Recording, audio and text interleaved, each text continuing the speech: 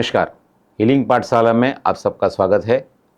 जैसे पिछले कुछ सीरीज़ में हमने बीच में अलग अलग लोगों के साथ, अलग अलग शख्सियत के साथ हीलिंग में क्यों आए, होलिस्टिक हीलिंग में क्यों आए, फिर योगा प्राणाविद्या, होलिस्टिक एनर्जी मोडालिटी में क्यों आए, ये सब बात किया था। मकसद हमारा यही है कि आप सब लोग जानें कि अलग अलग प्रतिभाएं ये अगर कर सकते हैं, अपने लाइफ को बैलेंस करके ये कर सकते हैं, तो आप सब क्यों नहीं। अपनी लाइफ में बदलाव लाना है तो कैसे इन लोगों ने लाए हैं वो देख के हम इंस्पायर होते हैं, राइट। काफ़ी बार हम लोग ऐसे करते हैं, अरे ये तो कर सकते हैं, हम नहीं कर सकते हैं। तो एक दो ऐसा एग्जांपल हो सकता है, कोई एक्सेप्शनल केस हो सकते हैं जो अपने आप सेल्फ मोटिवेटेड होके कर सकते हैं। लेकिन हम रेगुलरली इन लोगों को लेके आते हैं जो सक्सेसफुल सर्टिफाइड हीलर तक पहुंच गए या ट्रेनर बन गए, सीनियर ट्रेनर बन गए, तो ये अपना लाइफ बैलेंस करते हुए ये सब कर सकते हैं और साथ साथ में अच्छा खासा अर्निंग भी कर रहे हैं। तो दोनों शो चल रहा है, पॉकेट भी भर रहा है, दिल भी सेटिस्फाइड है और एक जॉब सेटिस्फेक्शन जो बोलते हैं वो भी होता है। तो आज के हमारे शख्सियत हैं राज हरसोरा। नमस्ते Raj. Thank you so much sir. Raj clinical psychologist है और काउंसिलर साइकोलॉजिस्ट बोल सकते हैं। वाई योग प्राणाविद्या में ट्रेनर हैं, सीनियर ट्रेनर हैं, सर्टिफाइड हीलर हैं। इनके हीलिंग्स से वो रिसर्च पेपर भी पब्लिश हुआ है बॉम्बे एरिया में, क्योंकि बॉम्बे का काफ़ी सबब मुझे पता नहीं, लेकिन बॉम्बे एरिया से लेके गुजरात तक हर जगह वो काम करते हैं, अच्छे ओरेटर हैं। तो आज हम उनकी क्या बोलते हैं, वाईपीवी में उड़ी क्यों लगाया, बॉम्बे वाला बात में करते हैं, तो वाईपीवी में उड़ी क्यों लगाया, वहाँ से शुरुआत करते हैं। तो राज, हीलिंग पाठशाला में आपका स्वागत है। Thank you so much. YPV में आने का अचानक कैसे कैसे सोच लिया, क्योंकि ये आप यंग जनरेशन में बाल पे मत जाना, बहुत यंग है, इतनी सी बच्ची है प्यारी सी, कि वो उसका शौक है, ये नहीं रखना है, क्योंकि वो उसमें बीच बीच में अड़चन आती है ना बाल मेंटेन करने में, तो ये वो सब में नहीं मानते। हाँ, तो कंटिन्यू करते हैं। तो ये यंग जनरेशन नॉर्मली, और ख़ास करके बम्बई, क्योंकि बम्बई में बहुत सारी चीज़ चॉइस है, आपको ये कर सकते हैं, ये भी है वो भी है, तो उसमें से, और आप साइकोलॉजी वाले क्लिनिकल साइड जाना चाहते हैं जी। और उसमें से वाईपीवी योग प्राणाविद्या में कैसे उड़ी मारा बॉम्बे की लैंग्वेज में। काफ़ी इंटरेस्टिंग जर्नी रहा है हाँ, सर। हाँ। First of all thank you for having me. So मेरा इनिशियल जो शुरुआत जब हुआ था तभी मैं बहुत स्केप्टिकल किस्म का आदमी था, जस्ट लाइक एनी टीनेजर। जो आजकल का जनरेशन हम देख रहे हैं, ज़्यादातर लोग जिनको बहुत डाउट्स होते हैं, पर्टिकुलरली नो टच हीलिंग अगर कहेंगे तो वो दूर भागते हैं ये सारी चीज़ों से, राइट। तो इनिशियल रिएक्शन मेरा वही रहा था जब उस समय पे मेरे ही घर में क्लास ऑर्गेनाइज किया गया था। मेरे मम्मी और जो मेरे पापा है वो उस क्लास का हिस्सा थे। तो मुझे कहा गया था कि आप इस क्लास में बैठिए, आप भी सीखिए। बट फनी पार्ट ये है कि तभी मेरे पास दो ऑप्शन था, या तो आप स्कूल की जो पिकनिक है उसमें जाइए, या तो आप ये वाला क्लास अटेंड कीजिए, बिकॉज बजट था एक सेट। तो of course me being a teenager, मैं ये क्लास क्यों सिलेक्ट करूं, मुझे तो जाना था पिकनिक के लिए। तो मैंने उस टाइम पे कहा कि मुझे ये सब चीज़ में इंटरेस्ट नहीं है, आप मुझे इसके लिए you set my budget. And after my 10th again I got the opportunity, because तभी 10th का वेकेशंस था, it was a long vacation. And initially I just, जो मतलब मैंने ये ज्वाइन किया था बिकॉज मुझे अपना टाइम पास करना था। क्योंकि जहाँ पे क्लास लिया जा रहा है वहाँ पे अच्छा एसी है, अच्छा खाना है। तो जब वो इंट्रोडक्शन होता है, जनरली वाईपीवी लेवल 1 के क्लास में क्या होता है, हम इंट्रोडक्शन लेते हैं पहले स्टूडेंट्स का, आप क्यों सीखना चाहते हो, आपका पर्पस क्या है। तो मैंने सिंपल वे में बता दिया कि भाई मेरे पिताजी ने कहा है यहाँ आओ, इसलिए मैं आया हूँ, और कोई मेरा इंटरेस्ट है नहीं है सच। सो उस तरीके से जब मेरी शुरुआत हुई, तभी कोई मेरे माइंड में ऐसा इस चीज़ को लेके प्रोफेशनली करना है या इसे आगे बढ़ाना है, ऐसा कोई मेरा इंटेंशन नहीं था। बस करने के लिए मैंने कर लिया। बट उसके बाद जो जो चीज़ें मेरी लाइफ में हुई इसको करने के बाद, वो बिल्कुल एक्सपेक्टेड नहीं था। मेरी एक आंट है, कज़िन आंट, वही मेरी सबसे बड़ी मोटिवेशन थी मुझे इसमें लाने के लिए, मुझे काफ़ी चीज़ें सिखाने के लिए। तो उनको देखकर मुझे रियलाइज़ हुआ कि काफ़ी चीज़ें हैं जो इसके थ्रू हो सकती हैं, काफ़ी मेरे पर्सनल एक्सपीरियंसेस भी रहे हैं। And that is how my journey started in this basically.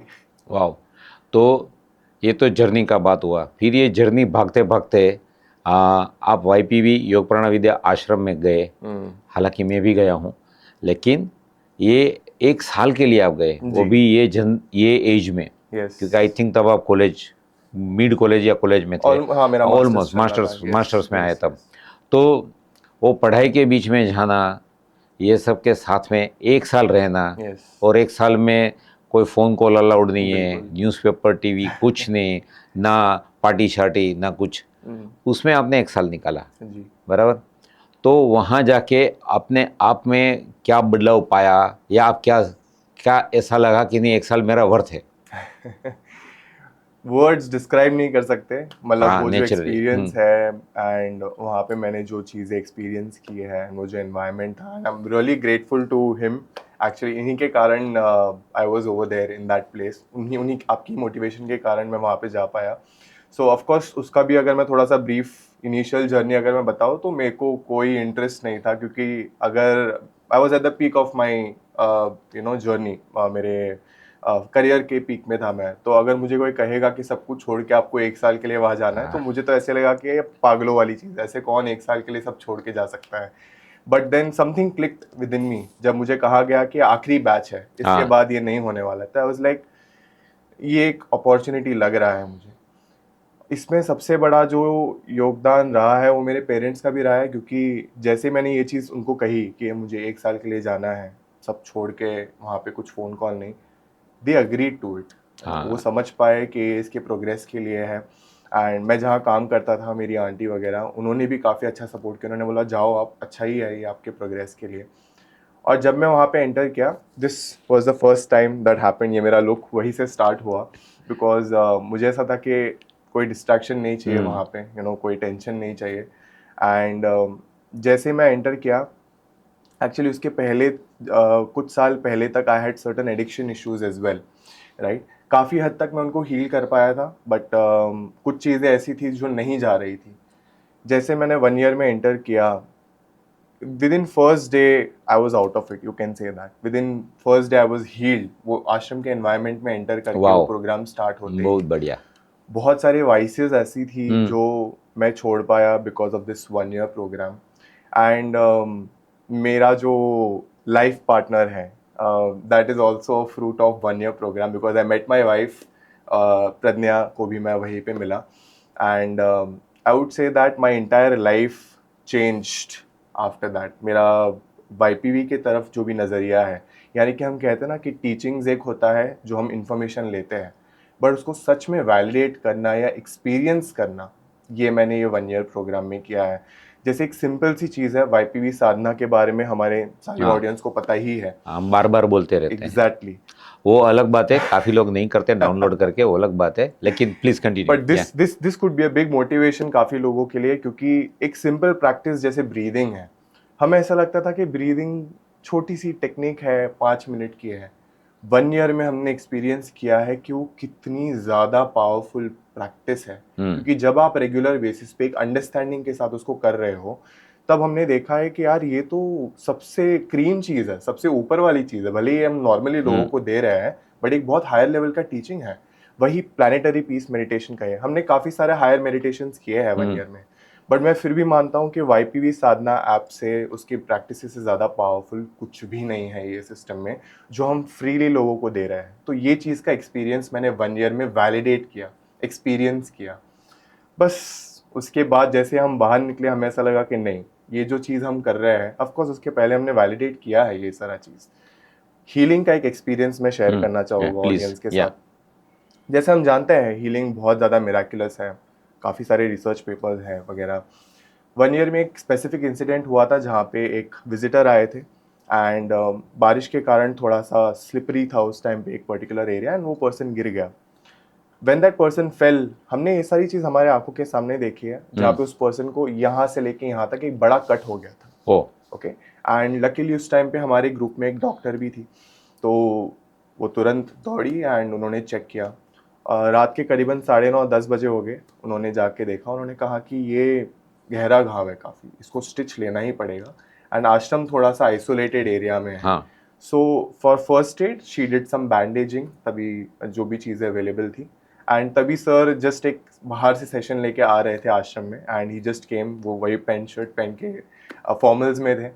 वो आए और उन्होंने बोला मैं देखता हूँ करके, ठीक है। उन्होंने हीलिंग किया, और हम लोग तो तब तक हमारा शेड्यूल बहुत टाइट होता था। या बीच में सर यानी हमारे गुरु Shri NJ Reddy sir. Yes, या प्लीज। सो हमारा शेड्यूल काफ़ी टाइट होता था, तो हम 10:30-11 बजे हम हमारे रूम्स पे निकल जाते थे। नेक्स्ट डे मॉर्निंग में जब हम उनको मिले, ओके, एक घाव होता है, उसको भरने में समय लगता है, और हाँ। वो अंकल इज अराउंड 50s में रहेंगे। हाँ naturally body takes time to heal. हाँ नेचुरली, और अगर वो स्टिच जितना है तो पता will नहीं not- कितने कितने दिन Absolutely. लगेंगे, वीक से ज़्यादा भी हो सकता है। एब्सोल्युटली, अंटिल स्टिचेस होगा वो नहीं होता है। हमने देखा इट वाज लाइक जैसे किसी ने वहाँ पे स्टिचेस एक हफ्ते पहले लगाया है और अभी वो हील हो चुका है। Wow. Okay, we were really stunned. It was like हम लोग सब लोग को पता है हीलिंग बहुत मिराकुलस है, बट सामने होते हुए देखना और हाँ। उसको एक्चुअली होते हुए देखना अपने सामने, वो एक अलग एक्सपीरियंस होता है। उस टाइम पे हमको लगा कि नहीं, हीलिंग सच में बहुत ज़्यादा अलग चीज़ है। ऐसे काफ़ी सारे मिराकुलस हीलिंग्स हमने 1 ईयर के दौरान देखे, बट ये एक चीज़ है जो अभी भी हम शेयर करते हैं लोगों के साथ। हाँ, वो खून वाला होता है तो जल्दी पता चलता है, हाँ ये पहले था ये बाद में है। एब्सोल्युटली। और अभी अगर हम उस व्यक्ति उनको मिलेंगे, अभी वो स्कारिंग भी नहीं है, ऐसा लगता है कि वहाँ पे कुछ हुआ ही नहीं है।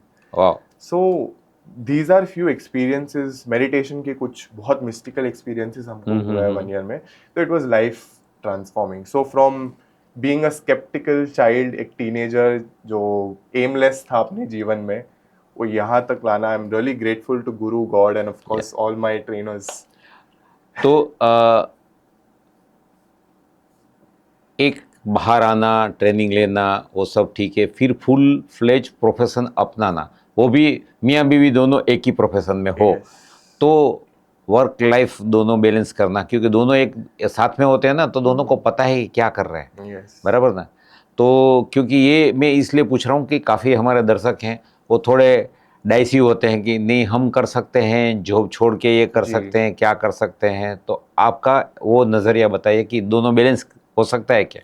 एब्सोल्युटली। मैं तो पहली बात ऑडियंस को यही बताना चाहूँगा कि अगर आपको हीलर बनना है, आपको आपकी जॉब छोड़ने की पहली बात तो ज़रूरत नहीं है इनिशियली। ऑफ कोर्स मैं यही सजेस्ट करूँगा। काफ़ी हमारे हीलर्स ऐसे हैं जो पार्ट टाइम हीलर्स भी हैं, very senior healers, even they are still part time healers, and they are बहुत अच्छा कर रहे हैं वो लोग। तो ऐसा नहीं अच्छा है करने का मतलब ये है मॉनिटरिंग भी, पैसा भी अच्छा कमा रहे हैं। नहीं, that is what I really meant. Monetary basis पे काफ़ी अच्छा कर रहे हैं। मॉनिटरी बेसिस पे कब अच्छा करेंगे, जब वो एक्चुअली हीलिंग्स के रिजल्ट्स जनरेट कर पा रहे हैं, राइट। सो हमने देखा है कि ये चीज़ करना पॉसिबल है। First of all it's just that कि आपको इनिशियली थोड़ा एफर्ट्स ज़्यादा डालना है, और थोड़ा यानी कि मैं तो कहता हूँ सिर्फ आधा 1 घंटा अगर आप डेडिकेट करते हो इस चीज़ को, आप इजीली इसको बैलेंस कर सकते हो। अब हमारी बात करें, मैंने पर्सनली तो 10th के बाद ही डिसाइड कर लिया था that I will be a full time healer, क्योंकि मैंने देखा है जहाँ पे मैं काम करने के लिए जाता था, जैसे मैं एक अप्रेंटाइज के तरीके से जाता था एज एन इंटर्न, वहाँ मैं देखता था कि दिन के 50-60 पेशेंट्स आ रहे हैं वहाँ पे, और मॉनिटरी लेवल पे भी आप देखते हो, आप कैलकुलेट करते हो कि ये बहुत अच्छा है, बहुत अच्छा है। तो मैंने एक दिन ऐसे ही मेरी आंटी को पूछा कि अगर मैं इसको प्रोफेशनली करूँ तो अच्छा कमा सकता हूँ क्या? तो वह हंस के मुझे बोले कि आपके पिताजी ना मुझे ऐसे कहते हैं ना डांट लगाएंगे अगर मैंने आपको ऐसा मोटिवेट कर दिया, क्योंकि काफ़ी लोग डरते हैं। Even my parents were scared initially कि कैसे होगा क्या। उनका एक लाइन था एक बार जो मुझे उस टाइम बहुत खराब लगा था कि ये करोगे तो खाने पीने के पैसे कहाँ से आएंगे। That was the fear, that level of fear था उनमें। I can understand now. तो I have a good life now, that even they are seeing that. But ऐसा होता है इनिशियल बेसिस पे। अब की अगर मैं बात करूँ तो I am very grateful that मेरी वाइफ भी इसमें है। इनफैक्ट मेरी पूरी फैमिली इसमें है। हाँ, अभी तो पूरी फैमिली है। पूरी फैमिली इसमें, लाइक मेरे पेरेंट्स, मेरे in laws, and in laws के भी एक जनरेशन पहले, मतलब we can say 3 generation of healers हमारे फैमिली में है। तो एनवायरनमेंट ही इतना, अब वो कहते हैं ना कि हमारे लिए इजी हो गया है काम करने के लिए। सपोर्ट बहुत अच्छा रहता है, एंड अच्छे से हम एक दूसरे को समझ के बैलेंस कर पाते हैं। तो वर्क लाइफ बैलेंस के पॉइंट ऑफ व्यू से अगर मैं कहूँ तो इनफैक्ट अगर आप प्रोफेशनल हो, चाहे आप लॉयर हो, सीए हो, अगर आप ये चीज़ करना स्टार्ट करते हो, आपका प्रोफेशनल लाइफ भी ज़्यादा बेटर होना स्टार्ट हो जाता है। हमने देखा है ये होते हुए। उनके प्रोफेशनल लाइफ में ग्रोथ होनी स्टार्ट हो जाती है। हमारे फैमिली में ही एक लॉयर है, when she started practicing this, उसने कहा कि अचानक से मेरा क्लाइंट बेस बढ़ गया, I was better with that intuitive faculty, मेरा थोड़ा बेटर हो गया। उसका जो ड्राफ्टिंग वगैरह करना होता है, बहुत मेटिकुलस वर्क होता है, उसने बोला वो सारा चीज़ काफ़ी ईजी होने लगा मेरे लिए। That's like good, continue with the Yes. practices. So professionals को मैं एक ही मोटिवेशन दूंगा, अगर आप चाहते हो कि आपका प्रोफेशनल लाइफ ज़्यादा बेटर हो, आपका पर्सनल लाइफ ज़्यादा बेटर हो, आप YPV को इंटीग्रेट करो उसमें, right? And you can after one point, आप देखोगे खुद ही आप उसको अपने प्रोफेशन में naturally. कन्वर्ट कर ही दोगे, right? But that is a starting experience जो लोगों को लेना चाहिए। तो ये ऐसा है, मेलोडी खाओ खुद जान जाओ। तो जब तक आप करेंगे नहीं आपको पता नहीं चलेगा। बिल्कुल। तो YPV में काफ़ी लोग आते हैं, अलग अलग एज वाले। जी। अभी तक ने तो काफ़ी आपने हीलिंग्स भी इतने सारे दिए हैं, इतने सारे स्टूडेंट को भी पढ़ाए हैं। जी। तो कौन से एज ग्रुप वाले ज़्यादा आते हैं? सरप्राइजिंगली सर मैं कहूँगा कि अभी लास्ट 2 साल 3 साल में यंगर पीपल, जो यंगर एज ग्रुप है, and I am very happy, younger जो लोग हैं, जनरेशन है, वो थोड़ा इंटरेस्ट ज़्यादा बता रहे हैं इसमें। And really grateful for social media, क्योंकि उसी के द्वारा जो है अवेयरनेस काफ़ी स्प्रेड हो रहा है। आज से अगर मैं कहूँ, कोविड से पहले अगर मुझे किसी को समझाना भी है एनर्जी हीलिंग क्या है, तो थोड़ी दिक्कत आती थी, लोगों को थोड़ा नया कॉन्सेप्ट लगता था। अभी क्या हो गया, अवेयरनेस इतना स्प्रेड हो गया कि अगर मैं कहूँ कि एनर्जी हीलिंग कर रहे हैं, अगर रेफरेंस के लिए मैं जैसे YPV बोलता हूँ, उनको थोड़ा नहीं समझ में आता, तो मैं कहता हूँ अपने एनर्जी हीलिंग के बारे में समझाए, तो they understand it, easy to understand. यहीं पे यंगर जनरेशन के अंदर अभी अवेयरनेस ज़्यादा है। इसका मैं ये भी कहूँगा कि खुद की वेलनेस के लिए वो काफ़ी अच्छे एफर्ट्स ले रहे हैं। तो इट्स अ गुड ऑब्जर्वेशन, जहाँ पे यंगर जनरेशन आ रहा है, ज़्यादा इन्वॉल्व हो रहा है। इससे हम कह सकते हैं कि आने वाली जो पीढ़ियाँ है, वो they will have a better life, उनकी मेंटल हेल्थ काफ़ी बेटर हो रही है इसके कारण।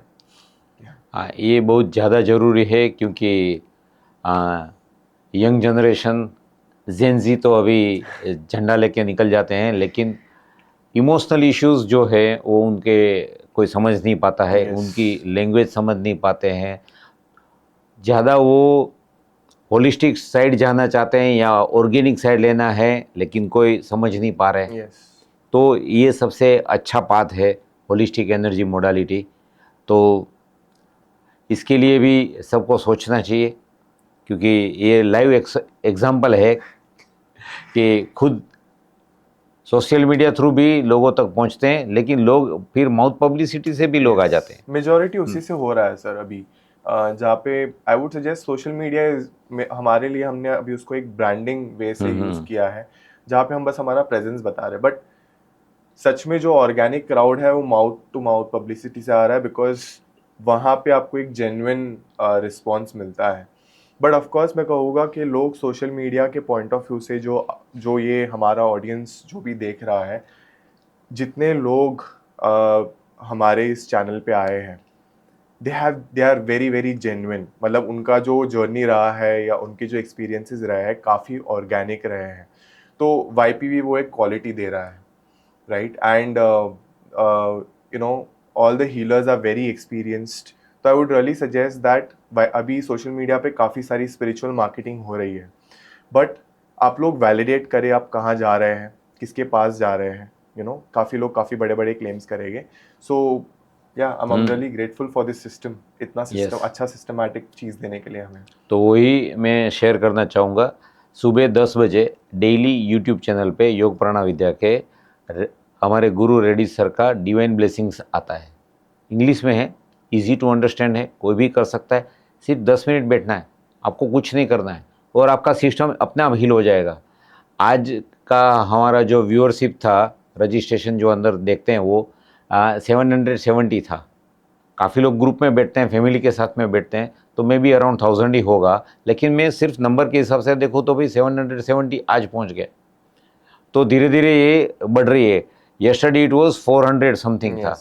तो एक दिन में इतना उछाल आया। तो माउथ पब्लिसिटी से लोगों को लगता है हाँ हमारे अंदर बदलाव आ रहा है, तो आप भी आइए, आप भी आइए। करना कुछ नहीं, आप ऑफिस में बैठे एयरपोर्ट लगाइए, शांति से बैठिए, रिसीविंग पोस्चर में ऐसे हाथ करके बैठ जाइए, अपने आप हीलिंग होना शुरू हो जाएगा, मन शांत होना शुरू हो गया, और आपको ही अपने आप को ऑब्जर्व करना है कि ये डिवाइन हीलिंग कितना काम करता है। अगर 10 मिनट वाला भी काम कर सकता है, तो अगर कोई भी आप वाईपीवी ट्रेनर के पास पहुंचेंगे तो आपको कितना बेनिफिट मिलेगा, आप खुद सोच लीजिए। हाँ राज, एक आखिरी क्वेश्चन। सभी लोग हीलिंग करते हैं, एक यादगार होता है कि ये मेरा कुछ अच्छा है, तो वो सेल्फ जॉब सेटिस्फेक्शन देता है, सेल्फ सेटिस्फेक्शन देता है। आपका ऐसा कोई एक्सपीरियंस है क्या? लंबी लिस्ट है सर। इसमें से कोई स्पेशल? या आई थिंक एक केस था जहाँ पे डायबिटिक फुट जो हम कहते हैं गैंग्रीन हो जाता है, and we have photographs for that as well. तो काफ़ी सीरियस कंडीशन में था, एंड वही अनोखी बात है हमारी कि लोग हमारे पास तब आते हैं जब एकदम केस बिगड़ नेचुरली आईसीयू टाइप हो जाता है। सो ऑफ कोर्स हमारा काम होता है हील करना। हमने प्रोटोकॉल के हिसाब से जो हमें एक स्टैंडर्ड प्रोटोकॉल दिया जाता है वाईपी में, हमने वो अप्लाई किया, एंड एज पर डॉक्टर ये एक ऐसी चीज़ थी जहाँ पे फुट एम्प्यूट करना पड़ेगा। We did our job. हमने जो हमारे एंड से हो सकता था हमने न्यूट्रल रह के उस चीज़ पे काम किया, and it got healed within 1 month. There was a massive recovery, like a very very good recovery जो personally कोई expect नहीं कर सकता था। That was one case, and अभी एक ongoing case है। We can say it is in the process of getting healed, but ये काफ़ी unique है क्योंकि mitochondrial deficiency के related है, जो ऐसा कह सकते हैं लाखों में एक केस होता है। एक्चुअली वो जो केस है, जब ये 3 साल से हम उसका कंटिन्यूस हीलिंग चल रहा है, बट ये एक ऐसा केस है कि ये काफ़ी डेटेरियोरेट हो जाना चाहिए था अभी तक। ये क्या होता है वो दर्शकों को बताइए। सो माइटोकॉन्ड्रियल उसमें क्या होता है कि सेल के अंदर जो एनर्जी जनरेट होनी चाहिए वो माइटोकॉन्ड्रिया, एक सिंपल टर्म्स में अगर कहे तो माइटोकॉन्ड्रिया एनर्जी जनरेट करता है सेल के लिए। तो कुछ जेनेटिक डेफिशिएंसी के कारण क्या होता है, ये माइटोकॉन्ड्रिया वीक हो जाता है या वो प्रॉपर एनर्जी जनरेट नहीं कर पाता है। उसके कारण हमारे बॉडी के जो सेल्स है वो डेटीरियोरेट होना स्टार्ट होता है। मसल्स जो हमारे डेटीरियोरेट होते हैं, यानी कि लेग्स प्रॉपर्ली काम नहीं करते, हैंड्स नहीं, and over the period of time आदमी जो है वो रबर की तरह हो जाता है। सो अभी जो वो स्टेज में है, ये यूएस के डॉक्टर्स ने बताया है दैट अभी ये जो स्टेज में है ये इतना सस्टेन नहीं होना चाहिए था, उसकी हेल्थ इतनी बेटर नहीं होनी चाहिए थी, because we have seen cases जहाँ पे विद इन 1-2 years पर्सन बहुत ज्यादा डेटीरियोरेट हो जाता है, okay, and they don't live longer. इस केस में we have seen that the child has sustained self and progress दिख रहा है, उसकी स्पीच में प्रोग्रेस आ रहा है, उसके वॉकिंग में प्रोग्रेस आ रहा है, the child has balanced. Okay, so that is one thing that I would like to share, क्योंकि ऐसे रेयर केसेस वाईपीवी में काफी हील हुए हैं, एंड हमारे दर्शकों में भी काफी ऐसे लोग रहेंगे जिनको इससे हेल्प हो सकती है। बिल्कुल राइट। तो यहाँ समिंग अप करते हैं। Thank you Raj for coming. Thank you so much sir. और होपफुली आप सब लोगों को इससे कुछ इंस्पिरेशन मिला होगा, आप कुछ ज़्यादा समझे होंगे, और आपको कोई भी क्वेश्चन है तो नीचे कमेंट में लिखिए। सब्सक्राइब करना ना भूलिए। एपिसोड आपको लगता है कि ये कहीं किसी को भी हेल्पफुल लगता है, प्लीज़ शेयर इट। धन्यवाद। Thank you.